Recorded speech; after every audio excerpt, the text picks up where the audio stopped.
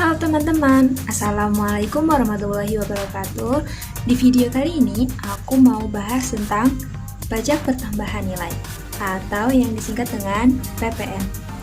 Apa sih PPN itu dan gimana cara menghitung PPN? Langsung aja ke videonya. Oke, kita mulai dari definisi pajak pertambahan nilai. Jadi, definisi pajak pertambahan nilai atau PPN adalah pajak yang dikenakan pada transaksi jual-beli yang dilakukan oleh pribadi maupun badan usaha yang telah menjadi pengusaha kena pajak atau yang disingkat dengan PKP. Itulah alasannya kita sering menemukan PPN dalam transaksi sehari-hari, sebab dalam PPN, pihak yang menanggung beban pajak adalah konsumen akhir atau pembeli. Sebagai bukti bahwa PPN adalah kewajiban pembeli, kita bisa menemukan PPN pada lembaran struk belanja atau pembelian. Contohnya seperti ini. Pada struk tersebut, kita dapat menemukan tulisan PPN atau terjemahannya dalam bahasa Inggris yakni Value Added Tax atau VAT. Oh iya, by the way, di video ini aku bakal banyak menggunakan istilah-istilah singkat seperti PKP, pengusaha kena pajak, BKP, barang kena pajak, dan JKP, jasa kena pajak. Oke, selanjutnya yaitu karakteristik PPN. Gimana sih karakteristik dari PPN itu? Oke, yang pertama, PPN merupakan pajak tidak langsung. Maksudnya, beban pajak dialihkan kepada pihak lain, yaitu pihak yang mengkonsumsi barang atau jasa tersebut. Yang kedua, PPN sebagai pajak objektif. Artinya, kewajiban membayar PPN ditentukan oleh adanya objek pajak. Yang ketiga, yaitu multi-stage tax. Artinya, PPN dikenakan setiap mata rantai. Perusahaan ini dikenakan PPN ketika dia memproduksi maupun mendistribusikan barangnya.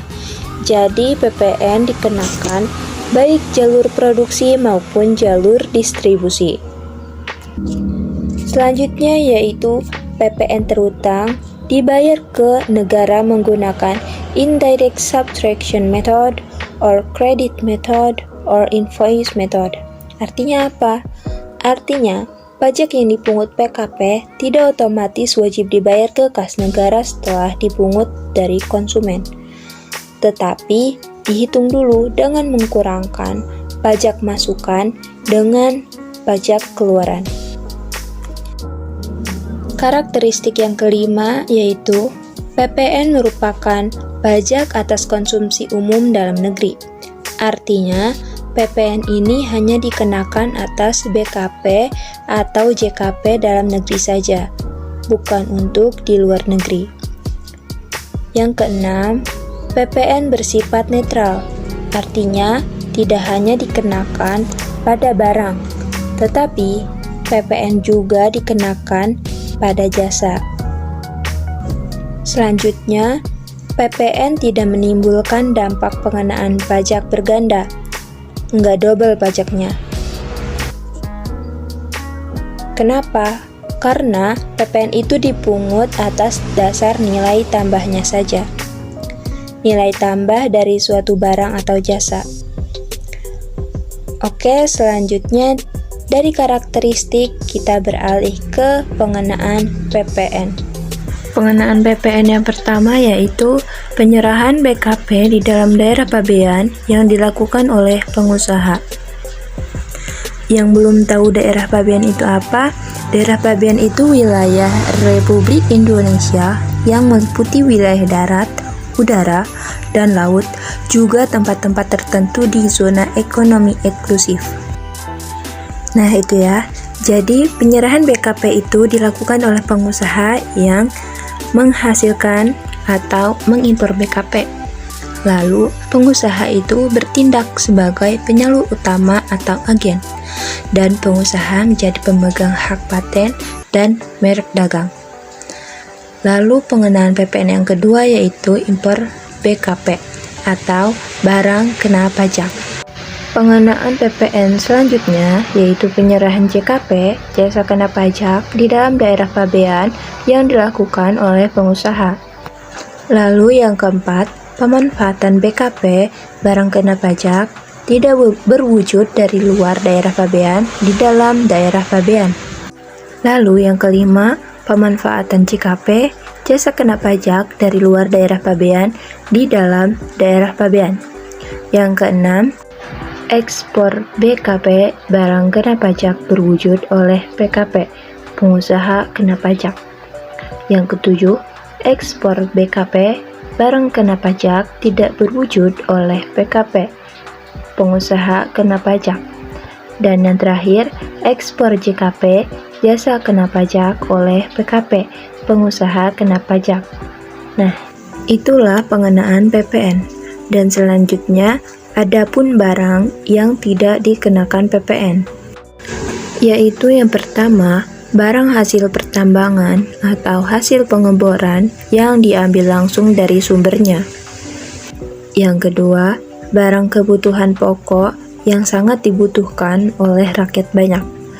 Yang ketiga, makanan dan minuman yang disajikan di hotel, restoran, rumah makan, warung, dan sejenisnya, meliputi makanan dan minuman baik yang dikonsumsi di tempat maupun tidak, termasuk makanan dan minuman yang diserahkan oleh usaha jasa boga atau catering. Lalu yang keempat, uang, emas batangan, dan surat berharga. Lalu ada juga jasa yang tidak dikenakan PPN. Yang pertama, jasa pelayanan kesehatan medis. Yang kedua, jasa pelayanan sosial. Yang ketiga, jasa pengiriman surat dengan perangko.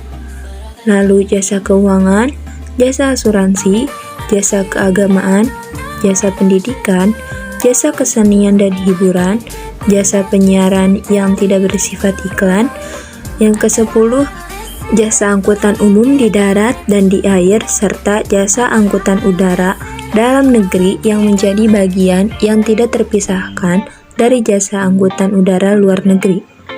Lalu ada jasa tenaga kerja, jasa perhotelan, jasa yang disediakan oleh pemerintah dalam rangka menjalankan pemerintahan secara umum, jasa penyediaan tempat parkir, jasa telepon umum dengan menggunakan uang logam, jasa pengiriman uang dengan wesel pos, dan yang terakhir jasa catering. Dan selanjutnya yaitu dasar pengenaan pajak atau DPP. Yang pertama, harga jual. Harga jual adalah nilai berupa uang termasuk semua biaya yang diminta atau seharusnya diminta oleh penjual karena penyerahan BKP. Tidak termasuk PPN yang dipungut menurut Undang-Undang PPN dan potongan harga yang dicantumkan dalam faktur pajak. Yang kedua, penggantian. Penggantian adalah nilai berupa uang, termasuk semua biaya yang diminta atau seharusnya diminta oleh pengusaha karena penyerahan JKP, ekspor JKP, atau ekspor BKP tidak berwujud, tetapi tidak termasuk PPN yang dipungut menurut Undang-Undang PPN dan potongan harga yang dicantumkan dalam faktur pajak atau nilai berupa uang yang dibayar atau seharusnya dibayar oleh penerima jasa karena pemanfaatan JKP dan atau oleh penerima manfaat BKP tidak berwujud karena pemanfaatan BKP tidak berwujud dari luar daerah pabean di dalam daerah pabean. Yang ketiga yaitu nilai impor. Nilai impor adalah nilai berupa uang yang menjadi dasar perhitungan bea masuk ditambah pungutan berdasarkan ketentuan dalam peraturan perundang-undangan yang mengatur mengenai kepabeanan dan cukai untuk impor BKP, tidak termasuk PPN dan PPNBM yang dipungut menurut Undang-Undang PPN. Yang keempat, nilai ekspor. Nilai ekspor adalah nilai berupa uang termasuk semua biaya yang diminta atau seharusnya diminta oleh eksportir. Yang kelima, nilai lain. Nilai lain adalah nilai berupa uang yang ditetapkan sebagai dasar pengenaan pajak.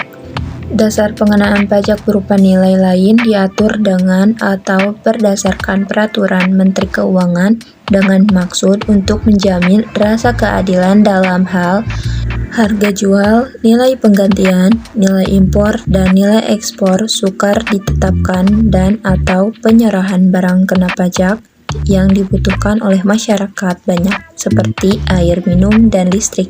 Dari dasar pengenaan pajak, kita beralih ke ketentuan tarif PPN. Dari yang sebelumnya tarif umum PPN adalah 10% melalui Undang-Undang Nomor 7 Tahun 2021 tentang Harmonisasi Peraturan Perpajakan, Undang-Undang HPP, pemerintah menaikkan tarif PPN secara bertahap, yakni 11% mulai April tahun 2022 dan 12% pada beberapa tahun berikutnya. Sehingga sejumlah barang kena pajak atau BKP dikenakan tarif PPN terbaru setelah tarif 11% berlaku, mulai dari pakaian, elektronik, hingga pulsa dan layanan streaming online. Nah, berikut ini adalah daftar BKP yang dikenakan tarif PPN 11%. Yang pertama, impor BKP dan atau pemanfaatan jasa kena pajak atau JKP atau BKP tak berwujud dari luar daerah pabean di dalam daerah pabean. Contoh, layanan streaming musik. Yang kedua, ekspor BKP dan atau JKP oleh PKP. Yang ketiga, kegiatan membangun sendiri bangunan dengan luas lebih dari 200 meter persegi di luar lingkungan perusahaan dan tidak dalam kegiatan usaha atau pekerjaan oleh orang pribadi dan badan yang hasilnya digunakan sendiri atau pihak lain. Contohnya, PPN atas bangunan. Yang keempat, penyerahan aktiva oleh PKP yang menurut tujuan awal aktiva tersebut tidak untuk diperjualbelikan. Sepanjang PPN yang dibayar pada saat perolehannya dapat dikreditkan. Akan tetapi, tidak semua barang kena pajak dikenakan tarif PPN terbaru ini. Ada juga beberapa jenis barang dan jasa yang dibebaskan dari pengenaan PPN 11%. Di antaranya yaitu yang pertama, barang kebutuhan pokok, yang kedua, jasa kesehatan, yang ketiga, jasa pendidikan, dan yang keempat, pelayanan jasa sosial. Oke, selanjutnya yaitu cara menghitung PPN. Menghitung PPN terutang dihitung dengan mengkalikan tarif PPN dengan dasar pengenaan pajak. Di sini ada contoh soal. Toko Jijah menjual mesin cuci sebanyak 20 unit dengan harga satuannya sebesar 6 juta rupiah. Lalu, berapakah PPN terutang toko Jijah yang wajib disetorkan? Caranya, kita harus mengetahui DPP-nya terlebih dahulu. Karena toko Jijah menjual sebanyak 20 unit mesin cuci dengan harga satuannya 6 juta, jadi kita kalikan unit mesin cuci dengan harga satuan, yaitu dikali dengan 6 juta. Hasilnya 120 juta. Karena kita menggunakan tarif PPN terbaru, yaitu 11%, maka tarif PPN dikali dengan DPP. 11% dikali 120 juta, hasilnya 13.200.000. Jadi PPN terutang yang wajib disetorkan toko Jijah adalah sebesar 13.200.000 rupiah. Oke teman-teman, terima kasih sudah menonton video ini. Semoga video ini bermanfaat buat kalian semua. Terima kasih. Wassalamualaikum warahmatullahi wabarakatuh.